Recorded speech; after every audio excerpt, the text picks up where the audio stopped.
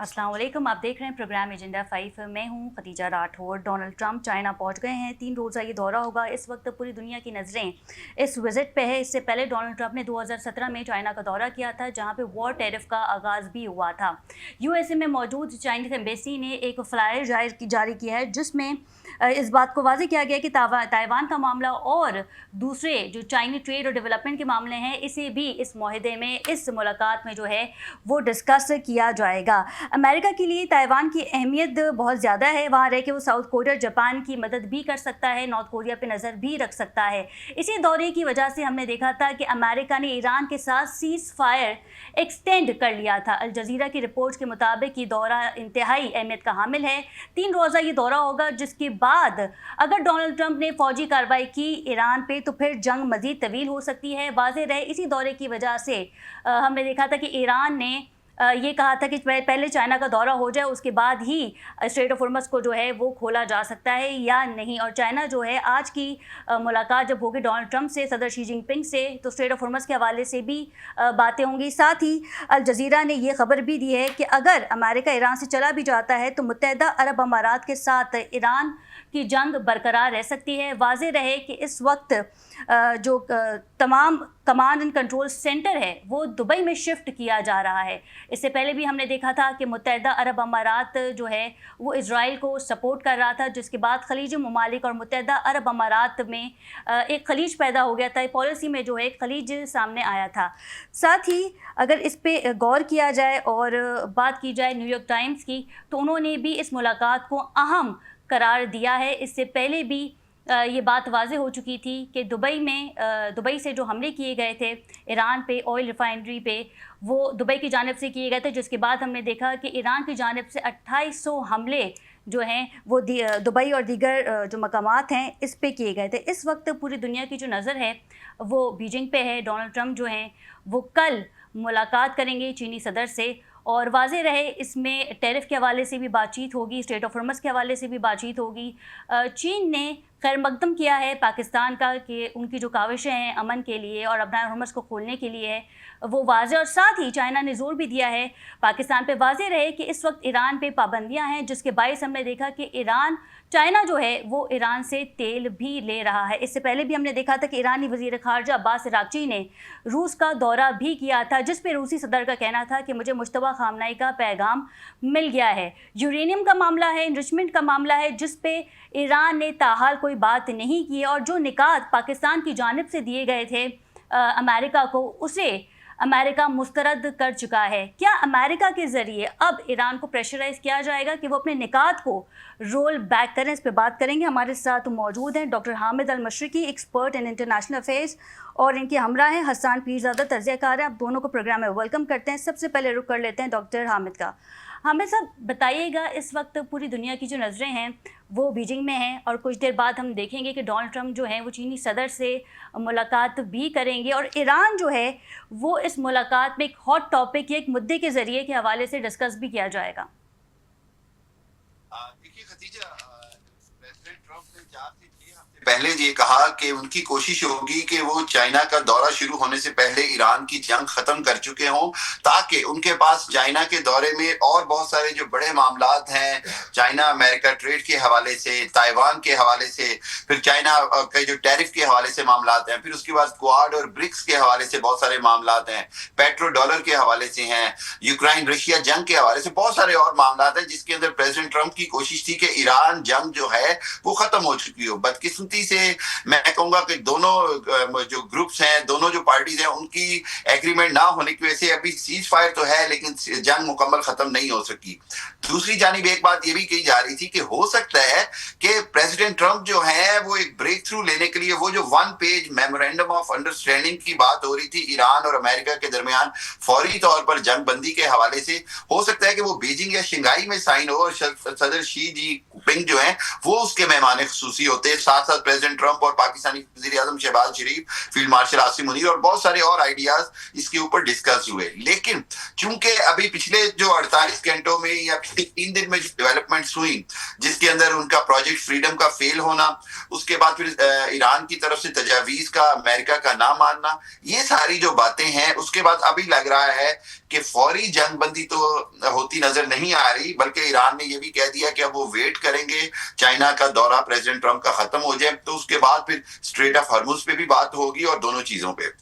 अच्छा अब सूरत हाल ये है। जी जी गो अहेड जी, खदीजा। आप समझते हैं कि जो निकात ईरान की जानिब से दिए गए थे अमेरिका को यूरेनियम इनरिचमेंट के हवाले से, जिसमें कहा गया था कि इनरिचमेंट को किसी और ममालिक, किसी और मुल्क में जो है वो मुंतकिल नहीं किया जा सकता, आप समझते हैं कि अगर अमेरिका की जानिब से ये कहा जाए कि इनरिचमेंट चाइना मुंतकिल कर दिया जाए तो ईरान जो है वो उस पर रजामंद हो सकता है? देखिए, प्रेसिडेंट ट्रंप ने यह भी कुछ अर्सा पहले दावा किया कि शायद ईरान जो है वो पुतिन को यानी रशिया को अपनी एनरिच्ड यूरेनियम देने पे राजी है, जबकि ईरान ने उसको भी डिनाई किया। ईरान इसको भी, मेरा ख्याल है कि चाइना को भी देने पे एग्री नहीं होगा।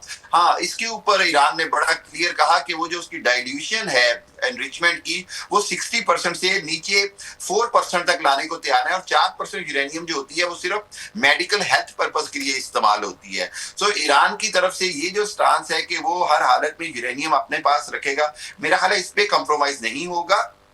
लेकिन ये चीज जरूर है कि ईरान बार बार इस चीज का कोशिश कर रहा है कि दुनिया को ये समझ आ जाए कि वो न्यूक्लियर नहीं बनाना चाह रहा। वो ये चाह रहा है कि उसकी जो बैलिस्टिक मिसाइल के हवाले से जो उसका राइट है और जो उसकी एंगेजमेंट है और जो उसकी डेवलपमेंट है, उसके ऊपर कोई कदगन ना लगाई जाए। ये एक बड़ा इंपॉर्टेंट क्वेश्चन है। दूसरी जानिब मैं ये समझता हूं कि अमेरिका को इसके अंदर गुंजाइश निकालनी होगी। जो अमान मुज़ाकरात में बात हो रही थी कि ईरान जो है वो सिर्फ यूरेनियम एनरिचमेंट लोअर लेवल पे ले जाए, मेरा ख्याल है इसी के ऊपर ईरान एग्री होगा, किसी और मुल्क को हवाले करने पे एग्री नहीं होगा। बिल्कुल ठीक है। अब्दुल्ला गुल साहब ने हमें ज्वाइन किया है, सरबराह तहरीक जवानान पाकिस्तान के। बहुत शुक्रिया हमीद साहब आपके वक्त का। बहुत बहुत शुक्रिया जी। सर, ये बताइएगा कि ताइवान को एक अहमियत हासिल है, क्योंकि वहाँ रह के अमेरिका जो है वो साउथ कोरिया और जापान की मदद भी कर सकता है, नॉर्थ कोरिया पे भी नज़र रख सकता है, और ये भी बताया जा रहा है कि इस मुलाकात में ताइवान के हवाले से भी डिस्कशन होगी। जी बिल्कुल ज़ाहिर है, आपको पता है कि ताइवान के ऊपर चाइना का गैर मुतज़लज़ल मौक़िफ़ है, और जब अभी कुछ अर्से पहले जब पिछली गवर्नमेंट थी तो नैन्सी पेलोसी आई थी ताइवान के विजिट के ऊपर, उसके ऊपर टेंशन इतनी डेवलप हो गई थी कि चाइना ने कहा था कि हम शूट डाउन कर देंगे उनके एयरप्लेन को, और उसके बाद जो है वो बाकायदा उनको जेट दिए गए, अमेरिकन जेट, जो उनको प्रोटेक्शन के अंदर लेके आए। फिर हमने ये भी देखा कि वो रात की तारीकी में आई और थोड़ी देर के क़याम के बाद वो वहाँ से 9-11 हो गई। और ये भी हमने फिर देखा कि वहाँ से तकरीबन चंद किलोमीटर के फासले पे, गालिबन 9 किलोमीटर के फासले पे, जो चाइनीज शिप्स थे वो वहाँ उसके करीब मंडलाते रहे। तो ये बात सही है कि इस टाइम पे चाइना के ऊपर जो स्टांस है, जैसे कि उसने हांगकांग पे रखा था और 100 साल के बाद उन्होंने हांगकांग को हासिल किया। चाइनीज जो है वो बड़े गेम ऑफ पेशेंस के अंदर वो बहुत मेरे ख्याल में अहम प्ले करते हैं, और मैं ये समझता हूँ कि जो मौजूदा सूरत हाल है उसके अंदर जो ल्यूक वार्म वेलकम दिया गया सदर ट्रंप को, शायद वो सदर ट्रंप जो है वो उम्मीद नहीं कर रहे थे। और एक वाज़े नजर आ रहा है कि चाइना का विजिट, जिसके अंदर सदर ट्रंप ने ये भी कह दिया कि वो चाइना एक सुपर पावर है, और इसका मतलब ये है कि प्रेसिडेंट ऑफ अमेरिका की जानिब से पहली दफा ये एक्सेप्टेंस आ गई है कि वो एक सुपर पावर है। तो जिसका मतलब तो वाज़ेह है कि वो आप एक पावर शेयरिंग के ऊपर बात कर रहे हैं।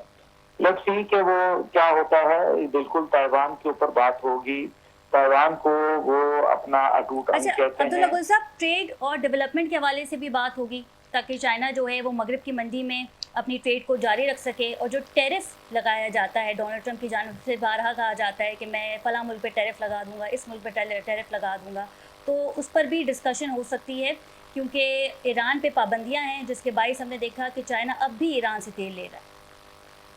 देखिए, चाइना के जो टी पॉट जो उनकी रिफाइनरीज थी, जिसमें शंगी पेट्रोकेमिकल्स वगैरह शामिल थे, जी वो 52% तेल वहां से अपनी जो जरूरियात का था वो पूरा कर रहे थे ईरान के तेल से।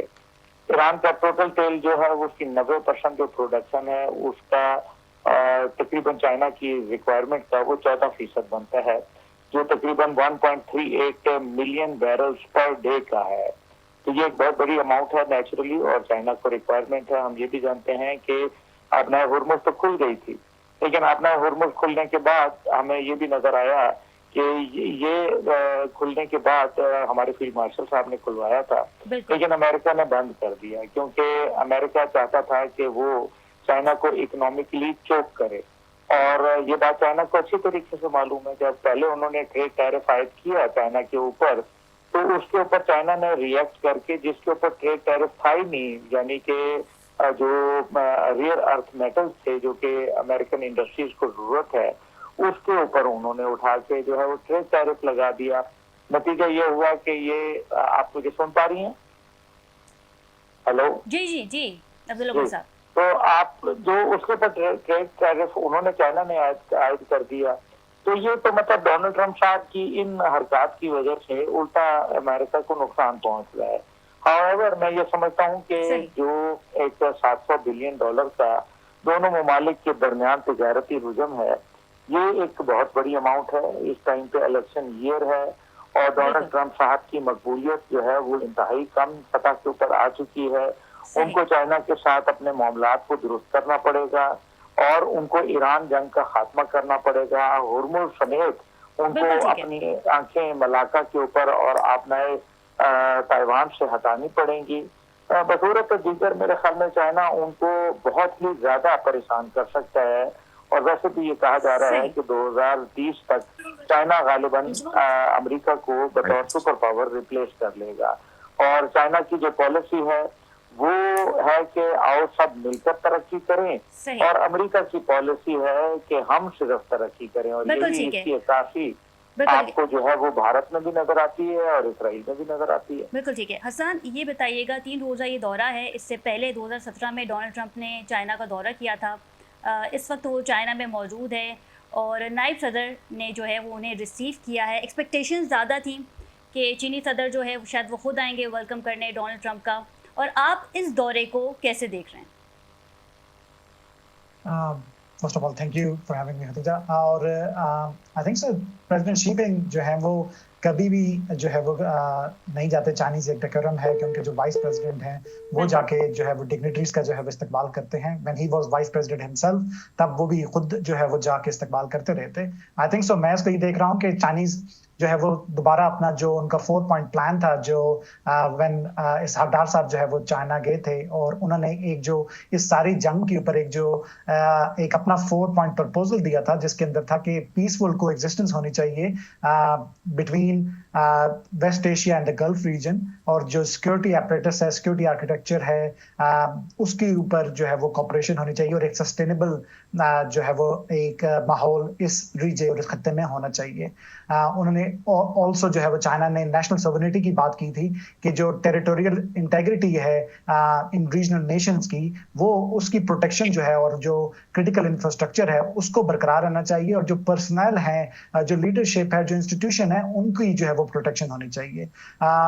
चाइना ने ऑल्सो जो है वो बहुत ज्यादा जोर दिया था कि जो इंटरनेशनल रूल ऑफ लॉ है उसके मुताबिक जो है वो चीजें चलनी चाहिए, जिसके अंदर स्टेट ऑफ हॉर्मस भी शामिल है। हमें जैसे कि आपके पैनलिस्ट पहले भी जो है वो जिक्र कर रहे थे, चाइनीज जो है वो काफी रिलाई करते हैं अपने हॉर्मस से ईरानियन तेल के ऊपर। ऑल्दो वो इस चीज को एंटिसिपेट कर रहे थे, और उन्होंने अपनी जो बाइंग थी वो उससे पहले ही इस जंग से पहले इंक्रीज कर दी थी, और इस जंग के होते हुए भी दे रीकैलकुलेटेड देयर मूव्स, और उन्होंने जो है वो रशिया से और ब्राजील से जो अपना जो ऑयल है वो ज्यादा जो है उसको उन्होंने इंपोर्ट किया। और ऑल्सो उनके जो स्ट्रेटेजिक रिजर्व्स हैं, चाइनीज ने डेकेड से एक जो है वो 1.2 और 1.3 बिलियन बैरल के जो स्ट्रेटेजिक रिजर्व्स हैं वो अपने उन्होंने जो बनाए हैं, जो अगर ईरान से उनको तेल ना भी आए, सिर्फ ईरान का तेल, तो वो उसको 6 महीने तक जो है वो सस्टेन कर सकते हैं।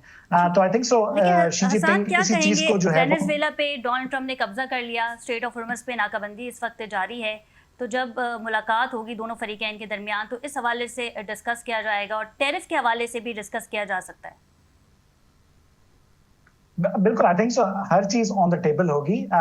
आई थिंक सो जो जैसे आपने शुरू में अपने इंट्रो में भी कहा, जो एक कोशिश थी वो ये थी कि ये जंग प्रेसिडेंट ट्रम्प के इस विजिट से पहले जो है वो किसी मुआहदे की तरफ पहुंच जाएगी, बिकॉज फिर बहुत सारी जो बातें हैं वो डिस्कस होने के लिए उनमें आसानी होती। अब इस दौरे के अंदर भी जो चीज हाईलाइट करेगी वो स्टिल ईरान वॉर करेगी। आई थिंक सो टैरिफ के ऊपर जो है वो भी डिस्कशन होगी। चाइनीज जो है वो उनकी बहुत बड़ी मंडी है अमेरिका के अंदर, और वो जो है वो बेटर सोल्यूशंस और बेटर जो टर्म्स हैं वो ट्रम्प एडमिनिस्ट्रेशन से जाएंगे। और आई थिंक सो जब प्रेसिडेंट ट्रम्प चाइना जा रहे हैं तो वो भी बहुत सारी जो कंसेशंस और फ्यूचर जो मुआहदे हैं उनके लिए भी तैयार होंगे। और ऑल्सो हमें ये याद रखना है कि प्रेसिडेंट ट्रम्प की हमेशा से कोशिश रही है कि नोबेल पीस प्राइज उनको मिले, और वो जंगें रुकवाने की जो अपनी कोशिशें उनका जिक्र करते रहते हैं। तो वो एक मुआहदा जो है वो नॉर्थ कोरिया के साथ भी जो है वो चाहेंगे जिसके अंदर उनको चाइना की सपोर्ट हासिल है। China is very important, obviously China जो है वो ईरान के साथ भी और कोरिया के साथ भी, नॉर्थ कोरिया के साथ भी। जो नॉर्थ कोरिया के बारे में बात की तो खबर कुछ ऐसी भी आई थी कि डोनाल्ड ट्रम्प ने चाइना से गुजारिश की थी कि उनकी जो है वो किम जोंग से मुलाकात करवाई जाए या फिर टेलीफोनिक रब्ता करवाया जाए। आई थिंक सो जो है वो हमें पहले भी जो है वो एक समिट जो है वो दोनों लीडरान के दरमियान में हुई थी, and I think so this is one of the list topic in his agenda कि जो है वो ये मुलाकात भी हो सके, ये गुफ्तगू भी हो सके और ये चीजें किसी सोल्यूशन के ऊपर भी आ सकें ताकि वो इसको जो है वो अपनी डोमेस्टिक ऑडियंस के अंदर जो है वो उसको पोर्ट्रे कर सके। तो इसके अंदर कोई बात नहीं कि जो है वो उनकी कोशिश होगी कि उनकी जो है वो एक मुलाकात जो है वो नॉर्थ कोरियन लीडर के साथ हो सके और चीजें जो है वो उनको नॉर्मलाइजेशन की तरफ जो है वो आ सकें। बट आई थिंक सो उनका एक हिस्ट्री है नॉर्थ कोरिया की, और वो इतनी आसानी से जो है वो बैक टू जो ये वर्ल्ड फैब्रिक है इसके अंदर आने से गुरेज करेंगे, और वो अपनी एंटिटी जो एक अलोन एंटिटी है जो उन्होंने रशिया और चाइना की सहारे कायम की है उसको जो है वो नहीं खत्म करेंगे। बिल्कुल ठीक है डॉक्टर साहब, अल जजीरा ने ये दावा किया है कि अगर अमेरिका ईरान से चला भी जाए तो मुत्तहिदा अरब अमारात के साथ जंग बरकरार रह सकती है। इस वक्त मोसाद और अमेरिका का जो कमांड एंड कंट्रोल सेंटर है वो दुबई शिफ्ट किया जा रहा है। और फिर ये भी खबर आई सामने कि ईरान की ऑयल रिफाइनरी पे जो धमाका किया गया था जिसमें हमने देखा था कि आग भड़क उठी और कई रोज़ तक जो है उस शोलों से, उस आग से जो है काफ़ी मीडिया पे भी जो है इसे दिखाया जा रहा था। तो क्या समझते हैं आप कि एक बार फिर हम देखेंगे कि ईरान और मुत्तहिदा अरब अमारात के दरमियान जंग शुरू हो सकती है? देखिए खतीजा, सूरत हाल बड़ी अफसोसनाक और परेशान है। यही वो इसराइल की कोशिश थी और इसीलिए इसराइल ने 2017-18 में जब प्रेसिडेंट ट्रम्प पहली बार हुक्मरान थे तो उन्होंने ये जो इसराइल के साथ यूएई के डिप्लोमेटिक ताल्लुकात बनवाए। इसका मकसद ही ये था कि जो अरबों के अंदर एक डिवीजन पैदा कर दी जाए, और वो जो खलीज अरब काउंसिल का जो पूरा कॉन्सेप्ट था, आज देखिए कि अरब ममालिक के अंदर बहुत बड़ी डिवीजन है। यूएई, कुवैत एक तरफ है, दूसरी जानिब कतर, सऊदी अरब, बहरीन एक तरफ है। और आपने देखा कि उनकी प्रॉक्सीज की, चाहे वो अफ्रीका में सोमालीलैंड में हो, यमन में हो या कहीं पर भी हो, एक तरफ से यूएई की कोशिश है कि उनकी प्रॉक्सीज कामयाब हो, दूसरी तरफ सऊदी अरब की है। अब यही सूरत ईरान और पहले अरब ममालिक की थी। अब ईरान और अरब ममालिक से हटकर ईरान और यूएई को आमने सामने लाने का मकसद ये कि खित्ता मुसलसल जंग की आग में दहकता रहे। और एक चीज बड़ी क्रिटिकल है, वो ये है कि खुद according to some reports UAE के अंदर भी 7 रियासतों के अंदर भी इख्तिलाफ है इसराइल का साथ देने के हवाले से, जहां पर दुबई और अबू धाबी एक जगह पर हैं और जबकि दूसरी जो रियासतें हैं उनमें से 3 रियासतें जो हैं उमुल कवीन, रास अल खैमा और शारजा, उनकी जो है उनके इख्तिलाफात हैं। सो अगर ये मामला इस तरह ना हुए तो एक तो मैं अरब ममालिक के अंदर मजीद तकसीम देख रहा हूँ। दूसरी बात यह है कि खुद ईरान जो है वो इस बारे में बड़ा क्लियर है कि वो ये कहता है कि उसका सिर्फ टारगेट जो है वो अमेरिकन बेसिस और अमेरिकन मुफादात हैं। अब अगर उसके बाद ये बात की जाती है कि जी यूएई बारह रास्त जंग में आएगा, वो यूएई नहीं होगा बल्कि वो वही अमेरिकन फोर्सेस और यहूदी फोर्सेस होंगी, इसराइली फोर्सेस, जिन्होंने अपने अड्डे बना लिए होंगे यूएई के अंदर। So again the war between Iran doctor साहब, जैसे कि आपने कहा कि जो अड्डे इस वक्त खलीजी ममालिक में हमने देखा था कि अमेरिका के मौजूद थे, लेकिन जब बिल्कुल। इंटरसेप्शन मिसाइल्स की बात आई तो इन तमाम के तमाम मिसाइल्स को जो है वो इसराइल मुंतकिल कर दिया गया था इसराइल की दिफा के बिल्कुल। लिए। तो फिर अब खलीजी ममालिक को समझ जाना चाहिए, बिलखुसूस मुत्तहदा अरब अमारात को, कि अगर खतीजा, इसराइल का बिल्कुल। जी मैंने तो कई जगह पर ये कहा कि जो अमरीकी अड्डे हैं वो जो अरब ममालिक की हिफाजत के लिए बनाए गए थे, वो हिफाजत की बजाय अरब ममालिक के लिए वबाले जान बन गए, और उसकी वजह से अरब ममालिक इसका निशाना बने। और अरब ममालिक की आंखें खोलने के लिए ये बहुत है कि एक्चुअली अमरीका का जो मुफाद है या अमरीका की सारी कोशिश है वो इसराइल की हिफाजत है। ना वो पहले थी ना वो अब है, और उसने अरबों खरबों डॉलर लिए हैं पिछले 25-30 साल में सऊदी अरब समेत तमाम अरब ममालिक से उनकी हिफाजत के नाम पे। और जब वक्त पड़ा तो उनकी हिफाजत तो दूर की बात, बल्कि उनको मैं समझता हूँ ज्यादा मुश्किल से दो चार कर दिया गया। आज सूरत हाल ये है कि अरब ममालिक इसके ऊपर इकट्ठे हैं कि उनको रीजनल डिफेंस एम्ब्रेला चाहिए, और वो रीजनल डिफेंस एम्ब्रेला कौन प्रोवाइड करेगा? पाकिस्तान प्रोवाइड करेगा as a net security provider. Pakistan, इसीलिए वो जो पाकिस्तान सऊदी अरब का जो स्ट्रेटेजिक मुआहिदा है, दिफाई मुआहिदा है, उसको आज एक्सपेंशन की बात की जा रही है। उसके अंदर तुर्की और कतर और दूसरे ममालिक को शामिल करने की बात की जा रही है। मैं समझता हूं कि ये एक बहुत बड़ा एक पॉजिटिव स्टेप है, और ये एक आई ओपनर है एक अरब ममालिक के लिए। कि बदकिस्मती से जो अभी हमने पिछले सवाल में बात की जी कि ये जो अरब ममालिक की डिवीजन है, इसने बहरहाल मामलात को खराब किया हुआ है, और ये जो है इसकी वजह से ये वो जो कोशिश मुत्तहदा अरब अमारात है जो ओपेक से बाहर आए हैं, पुराने मेंबर थे, जिसमें हमने ईरान को भी बिल्कुल। देखा था, इराक को भी देखा था, बहरीन था, कुवैत था, फिर उसके बाद रूस या वेनेजुएला, आप मुझे करेक्ट कर सकते हैं, वो भी इसमें शामिल हुए थे। तो इसमें खासा ऐसे- डोनाल्ड ट्रंप खुश भी हुए थे कि अब मुत्तहदा अरब अमारात जो है वो इसका हिस्सा नहीं है। और फिर ये भी खबरें गर्दिश कर रही हैं कि मोदी भी बहुत जल्द दुबई का दौरा करेंगे। देखिए, दो बातें हैं। एक तो ये कि प्रेसिडेंट ट्रंप हमेशा से ओपेक और ओपेक प्लस के खिलाफ रहे। वो ये समझते हैं कि इसके नतीजे में शायद सऊदी अरब की ज्यादा इजारादारी या कंट्रोल है। दूसरी बात ये है कि अब जो जियोपॉलिटिकल जो है ना, वो एक नए अलायंस बन रहे हैं, जिसके अंदर यूएई, इंडिया, इसराइल और अमेरिका एक तरफ चला जाएगा। दूसरी जानिब तुर्की, पाकिस्तान, चाइना, ईरान और पाकिस्तान की कोशिश है कि इसी अलायंस के अंदर फ्यूचर में ईरान और सऊदी अरब को एक तरफ इकट्ठा कर दिया जाए, तो वो जो मुस्लिम दुनिया के अंदर जो एक खौफ बिठाया जाता है शिया सुन्नी जंग का, और वो उस मामलात के हवाले से उसको खत्म किया जाए। सो ये एक बड़ी अनप्रेसिडेंटेड सी चेंज आ रही है कि दो बड़े अरब ममालिक जो हैं वो उस ब्लॉक में जा रहे हैं एलानिया तौर पर, जो कि इसराइली नवाज है, और जिसका मकसद जो है वो फलस्तीनियों के खिलाफ भी है, बैतुल मुकद्दस के खिलाफ भी है। सो इस हवाले से यूएई का मैं ये समझ रहा हूं कि ये मुस्लिम दुनिया में तनहा हो जाएगा, और इन द लॉन्गर रन इसका यूएई को नुकसान होगा। क्योंकि देखिए, अगर जंग होती है तो यूएई ने जो इतनी एम्पायर खड़ी की रियल स्टेट के हवाले से, सारी चीजों के हवाले से, वो आप देखें आज 30% तक मार्केट नीचे चली गई है उनकी। तो जंग की कीमत तो खुद यूएई को अदा करनी पड़ेगी, बजाय ये कि इसराइल या अमेरिका तो उसकी जगह उसकी कीमत अदा नहीं करेंगे। बिल्कुल ठीक है। हसन, ये बताइएगा कि ये जो दौरा था ये Thank पहले भी you. शेड्यूल था, ये पहले भी शेड्यूल था, और इसके बाद हमने देखा कि जब इस जंग का आगाज़ हुआ तो फिर इसे रीशेड्यूल करवाया गया, और अब जो डोनाल्ड ट्रंप है वो चाइना में मौजूद हैं। क्या समझते हैं आप कि वंस ये दौरा ख़त्म हो जाएगा तो उसके बाद फिर एक बार फिर जो है वो जंग का आगाज़ हो सकता है, अमेरिका जो है वो ईरान पे हमला कर सकता है? आई थिंक सो जो है वो कुछ भी कहना जो है वो इसके ऊपर कबल वक्त है, कॉज जो प्रेसिडेंट ट्रम्प हैं वो अनप्रेडिक्टेबल जो है वो डिसीजंस मेक करते हैं, बट उन्होंने पाकिस्तान की दरख्वास्त के ऊपर और खसूसन Pakistani prime minister Shehbaz Sharif and field marshal Syed Asim Munir की जो है वो पर्सनल रिक्वेस्ट के ऊपर काफी जो है उन्होंने रिस्ट्रेंट का मुजाहरा किया है और इस जंग को रीस्टार्ट करने से गुरेज किया है।